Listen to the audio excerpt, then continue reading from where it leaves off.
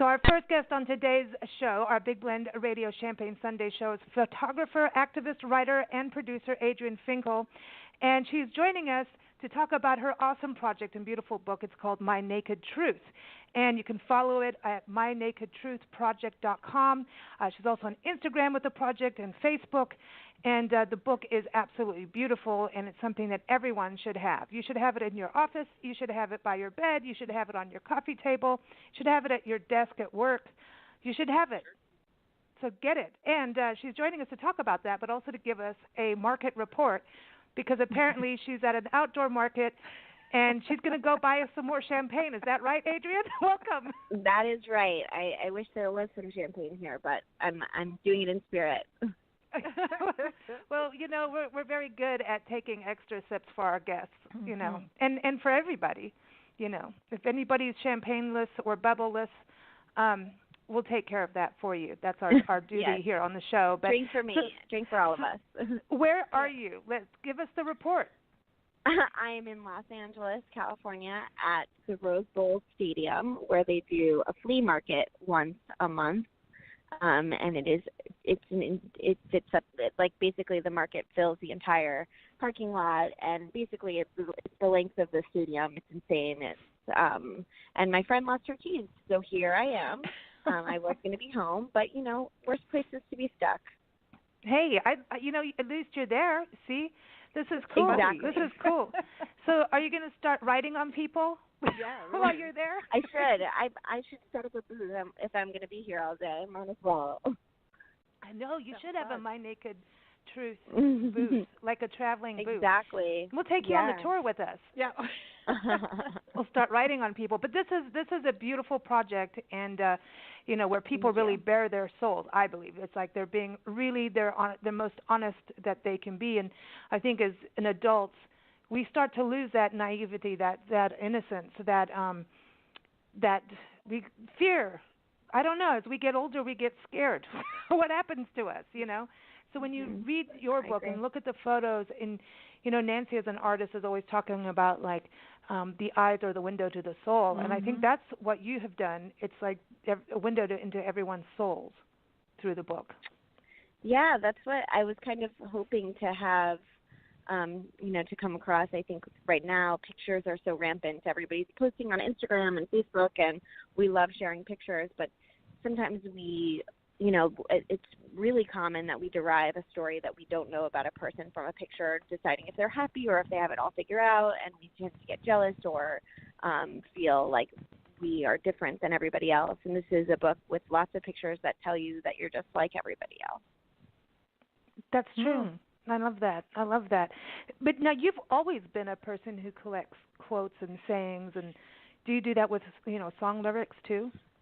Yes, song lyrics, poems. I mean, truly anything. I think I love inspiration, and I think that sometimes I need it, sometimes friends need it, and sometimes I can't find the right words. So, I know people have certain books that they love, that they turn to for inspiration, or religious scripture, but there was never one thing that really felt like it answered all of my problems or questions or uplifted me when I needed it. So over time, I just started collecting things that I would hear that felt like they touched me or that, that resonated, and I would write them down even ever since I was a kid. So I had little notebooks with quotes on them. I would do drawings with quotes on them. I would write quotes on my hands and feet at school, and I just was obsessed. And over time, I kind of collected a little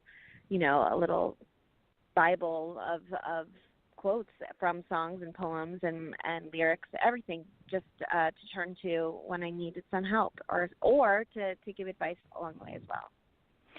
It sounds like a strengthening exercise. But you're strengthening your soul that way. Exactly. I like that. And as you work as a photographer and a producer and a writer, when you look at these things, and don't they? I mean, it gets to the nitty gritty, it gets to the point, and that's part of good art, is not being too fa la la la la. Yeah. So for each quote, at first I didn't even want to share an explanation for why someone would share that quote or confession or piece of advice, because I think sometimes short and to the point really says it all and more. We don't need to like know everything about everybody's choice, why they tell you something, because at the same it's gonna mean something to us in a different way anyways. But there were some people that were sharing stories that I really felt like other people must be going through something similar. So about every third picture, there is a description of why someone chose the words that they decided to write for their photograph. That's so cool. Nice. That's so cool. And so now you've got the photo journal out, and everyone, it's the holiday season now, but this is something you should, everyone should have. Yeah. It's a great gift. I think it's one of those gifts that just keep giving. Part of what I thought would be really cool is for college students and even teenagers. Don't you think teens? I think it's great for teens, great for college students, and people in their 20s. I think that growing up, I know as a kid who didn't feel like asking all of life's questions, even though I was frustrated and curious, I could have used some advice, and I didn't, have a therapist, and I didn't have someone really guiding me that was telling me all of the things I needed to hear about love and about sex and about all of the feelings that we have, or about death or departure from, or, losing a friend. And I love that this book is a ton of people who've experienced a lot of that, or are experiencing a lot of that, giving that advice. So, as a parent, sometimes you don't want to have to say it all because there's different places that someone should find some inspiration. But at the same time, like to hand someone a book who's going through a transition, whether it's out of college or, into college or even through high school, that just says, it's going to be okay. I've loved and lost, or I still don't know what I want, and I'm in my 40s. I still don't have money, but I'm okay. Fears that we have that are so general but very rampant that no one really discusses. And the fears too. There's the fears, but there's also people really going through challenges, whether it's health, for sure. Being a victim of something, yes. traumatic, and it's really hard to get through those kinds of things, and to really look at it. And I think there's that whole part of going through things and working it out with yourself, being that cognitive therapy, where you're really questioning and taking care of it yourself, and whether you're seeing a therapist or not, but you're really having to deal with it. Look in the mirror and be really honest. Yeah. It's the only way to go forward. And there's one of the quotes in there, the only way is forward, is one of my favorites in there. Mhm.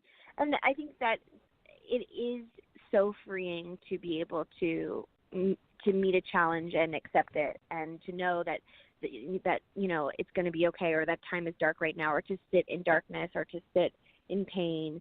And we all do that, but we don't talk about that, so we run from it. And I wanted this book to encourage feelings and fear and pain and sickness, and introduce you to people who are living through that or have lived through that. It's not, the funny thing is I was worried because I kind of just did a reach out to friends and family to see if they would be willing to share for the book.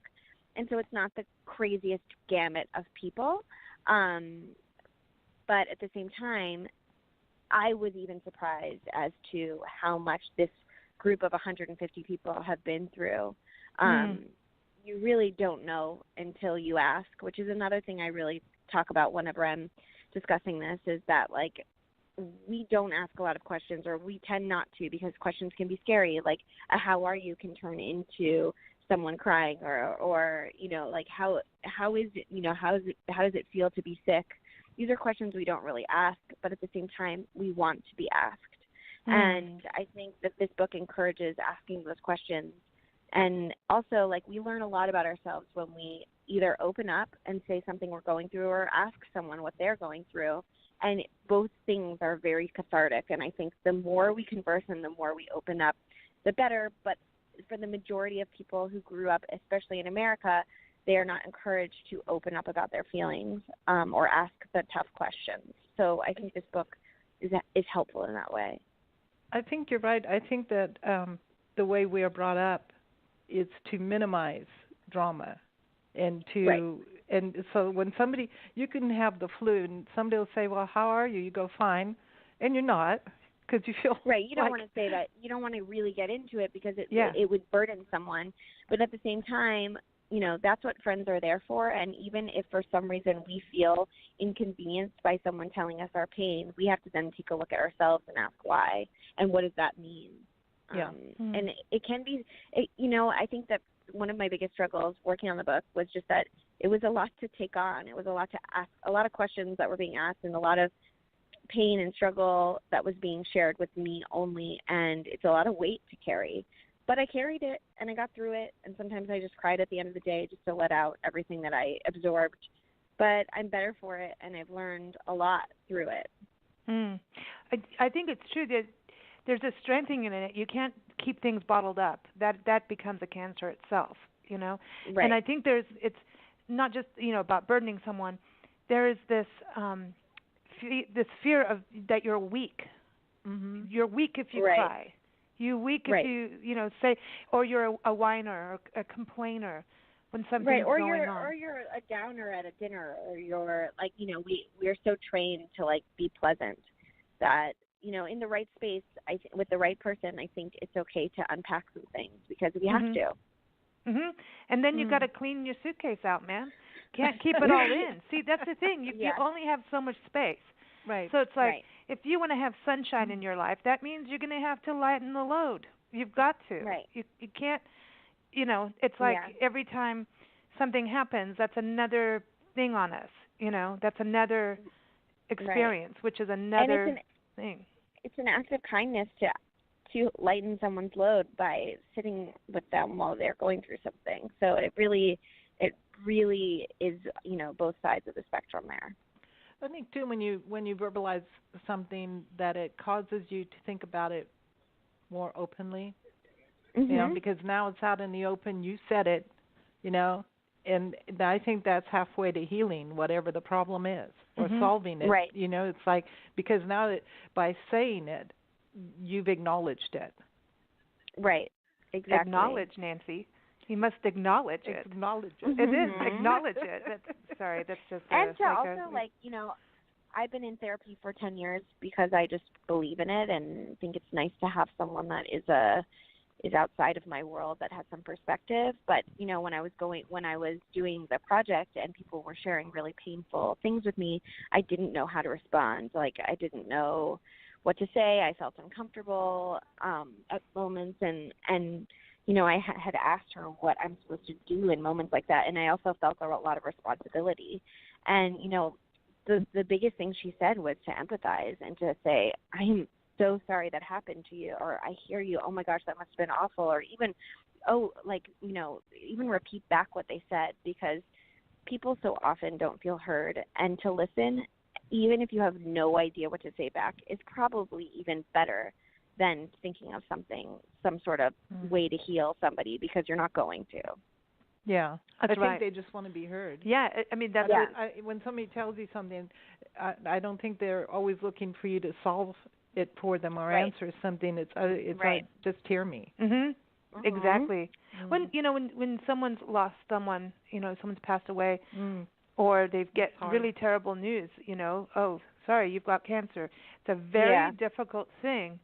Like, for the people on the outside trying to, you know, what do you say? What do you do? And I think there's a thing now that we just say everything on Facebook and forget to pick up the phone. We do have phones. We can go beyond texting. We can do that. We can pick up the phone. We can write a letter. You know, and that's the other thing that was cool about this project, is this is handwritten on someone. It's like there's an energy in that. Don't you feel that when you're writing? Isn't that an energy? It's the only time I write on, you know, like, I'm typically not.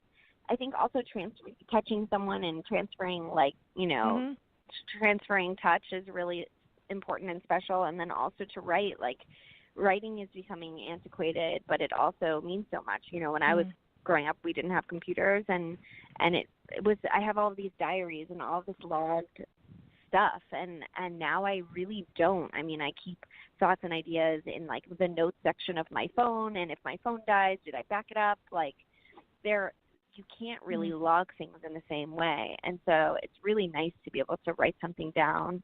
And also, you know, I've never really thought about it this way, but for me, even when I was taking a test, to write something down was so much. It helped me so much because then I was memorizing. For some reason, it's proven that if you write it down with your own handwriting, it sticks with you more. And so, I do think there's something to be said about hearing something important and actually physically writing it. Yeah. I think it connects in your brain better than like texting or typing doesn't connect. Every guru, like every expert on education and learning that has been on our show always talks, and coaches and anybody in that world of just being better, they all say, write. You must write, because there is a transfer that happens.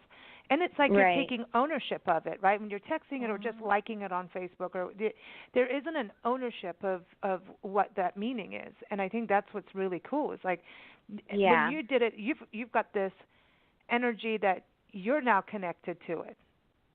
Right. Doing the exactly. project. Exactly. Your handprint is on it, literally. There's one in there that they're all. You could just sit here and go through this all day long, looking at all the different sayings here. But the one is, it's okay to have money, and a woman. That was on a woman in there, and I think that is a very difficult thing for people sometimes to do. Like, it's okay to have money, because money was always seen as this evil thing. Or like you're the big corporate greedy person, but just because you have money doesn't mean you get to be a greedy person. Right. You have to say, and I'm going to be that. You can grow up in a small town where people don't have money, and you find success and feel guilty about it for the rest of your life. There's no way to live. I think that's a struggle that a lot of people have, which is not really talked about, which is some people feel shame around success. So I really that's what those words meant to me, but it's so funny because there's going to be so many iterations of people's feelings about what she chose. And I love that it was really personal and also really up for interpretation as well. Everyone's got a thing of, that's it.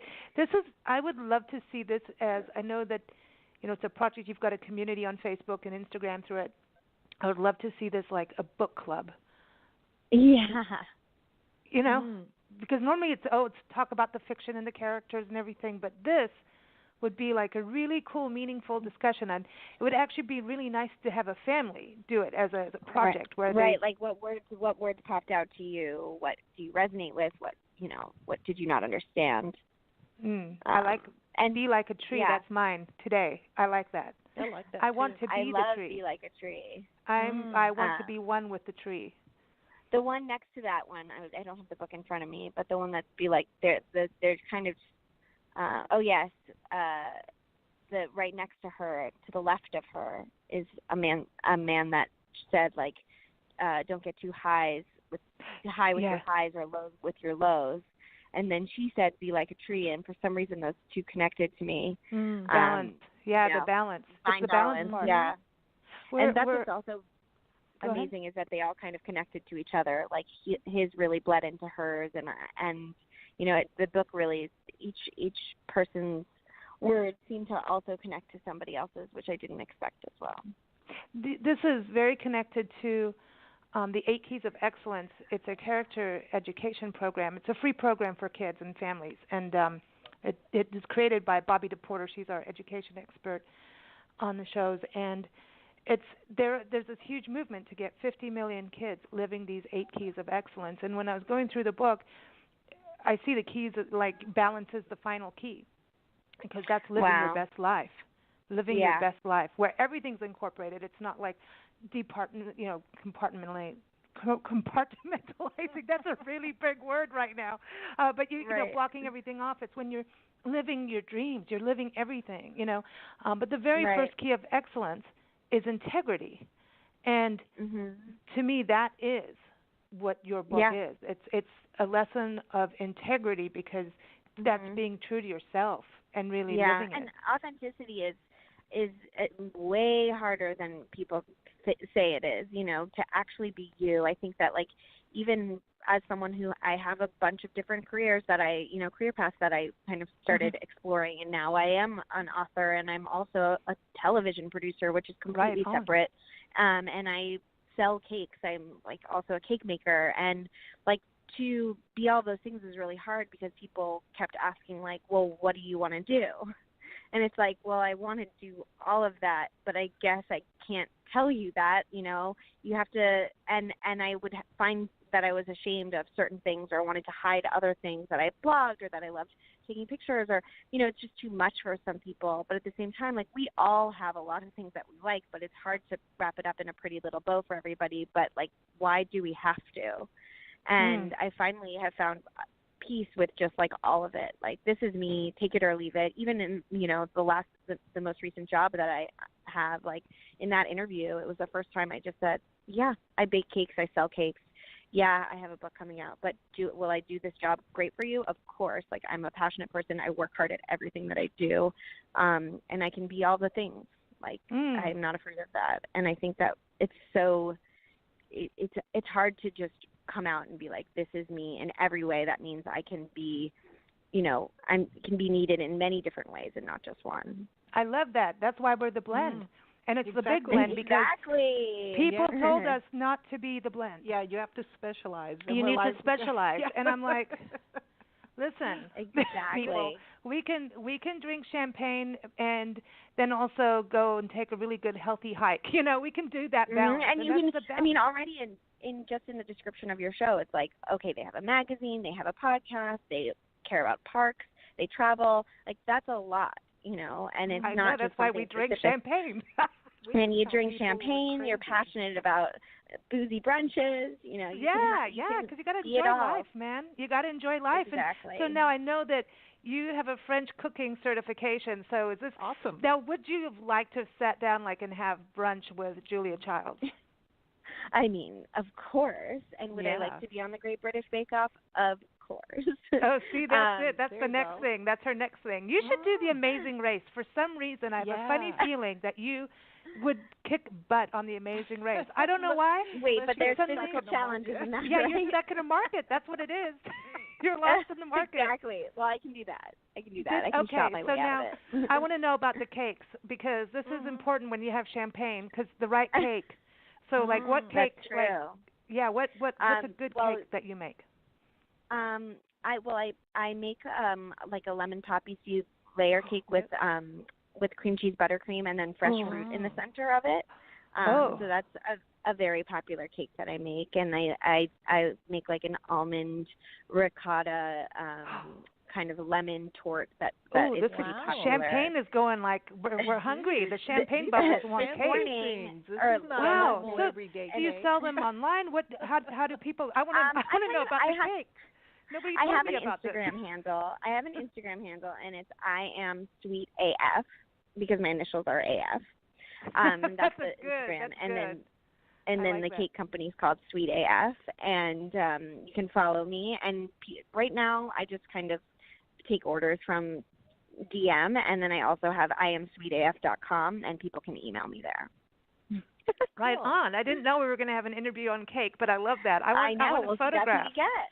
I love this. So you should draw a cake on your chest. Yeah, we need a cake. I should. So then you could just I would choose let them eat cake. That would be my word. Oh, could you do? Can't you do this on cake?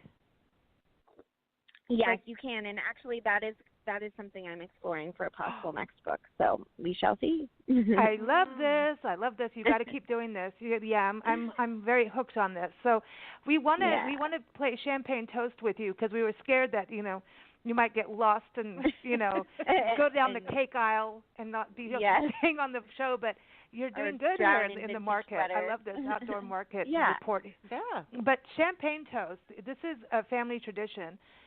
This is how we started our show. Was if we're going to do a radio show, we need to do it on Sunday because at that point we're having champagne and then we don't care, There you go. We won't be all nervous and we'll just have fun with everyone and celebrate life. And so that's really what happened. And but we really do because no matter how bad things get out there, we need to remember that there's good stuff to raise a glass to. And you do not need to drink alcohol. You can drink tea or water or it's just about that moment I do have of. A cup. Well, she's got a cup. I want to know what's in that cup. I know you're doing illegal stuff over there. There's a little bit of blue moon in my cup. Ooh, little blue moon. There you go. Blue Moon is a beer that my friend poured me a little ounce of from her can. So shame. That's we're doing Sunday right. Yeah. But Blue Moon, hey, it's got bubbles. That's good. So what are you toasting to today? I am toasting to being present and in the moment today and not carrying yesterday's worries with me. Cool. And because if you do, she's going to lose them for you. lose them with the keys. So, Nancy, what is your toast? Well, I'm going to toast to this lady who apparently back in 1930 was one of the best dancers. Her name is Billie Stockton. And apparently her claim to fame was on December 9th in 1930. She bought a head of iceberg lettuce, and she made a dress out of it. So her dress, if you can imagine, now that you're at the market, one head of lettuce, make a dress out of it. I don't know how much of her body she could cover with that. Right. But she made a dress out of one head of lettuce, and she played Eve in the Garden of Eden. Oh, no, that's hysterical. Oh, my gosh. And then the background to her show apparently was donated to her from the Chamber of Commerce in El Centro, California, because that's where the lettuce came from, and they're famous for iceberg lettuce. So I just thought that was funny, and since you're in the market, go get some lettuce. So she should call her dress the wedge. Yes. That's where the wedgie was invented. No. Okay, well, my toast is to connecting. And connecting it's all because of Weary Willie. So it's Weary Willie Day, and I had to look up this whole story. So it's a character made famous by Emmett Kelly, the clown. Mm-hmm. And this was, he was born on 1898 on this day, Emmett Kelly, and his son actually carried on with that too, and his son has since passed. But he created this character as a sad, down-on-his-luck clown. And it was during the Great Depression. And the circus people didn't think you should. No, you have to be bright and cheery and everybody have a smile. But he would just do his own thing and be like cleaning the floors or whatever and having this sad face. And people started to connect with him because he was reflecting what they were going through. Mm-hmm. And through that, he had this huge connection with America. And he was way ahead of his time. And so we've got to remember that because not all clowns have a smiling face. That's right. And it doesn't mean they're not going to connect. So it's about connecting. And it is. It goes with being present, going with, it's that empathy part that you were talking about earlier, Adrien. Mm-hmm. I think that's really cool. Yeah. So I raise a glass to Weary Willie. I had no idea I'd ever do that, but if you ask me anything about Weary Willie, that is not what I was going to say to you. I would not tell that story because I would have a whole other definition. Yeah, I know. That's why I did it. And I just wanted to say Willie. Exactly. I mean, why not? I know. Free Willie. So there it is. I love that. I love that. Poor Willie. I know. Well, listen, very excited about your book. Very excited that there's a possibility of book number 2 and that there's cake involved. You can't beat that. Cake, champagne, and a beautiful photo. It's like a photo journal book. It's beautiful. So well done on what you've done, and thank you. It's very inspiring, soulful. It's good stuff that we need of today.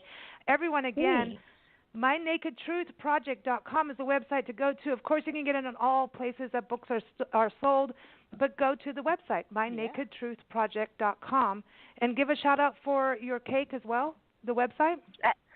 Yes, it's iamsweetaf.com, and that's also the Instagram handle. Right on. Cool. Cake, man. Cake. Cake. Yeah. Now, okay, so we're going to play a song for you. Okay. We love to do that for our guests. This is called Lost on the Same Street because it's true. People walk by all the time. Oh, yeah. Yeah, I remember that guitarist. Like, people drive by my house every single day, and I don't even know them. Yeah. And I'm like, but there's a commonality, right? It's a crazy thing. But Lost on the Same Street, it's one of my favorite songs. It's from the David Fitzpatrick Band up in Milwaukee, and he likes beer, by the way, too. So he's cool. Oh, great. Our interview with him was over beer. And this is from his album Parachutes in Hurricanes. How about that title? Fun. Great. I like that. So here it is, Lost on the Same Street. And I hope you find the keys and have a safe rest of your day and fun rest of your day, so Adrien. Much. Thank you. Thanks Don't for forget having your me. lettuce. Yeah, thank you. All right, take care. Bye. Bye. Everyone, here it is, Lost on the Same Street. Everybody's lost on the same street. Everybody's lost on the same street.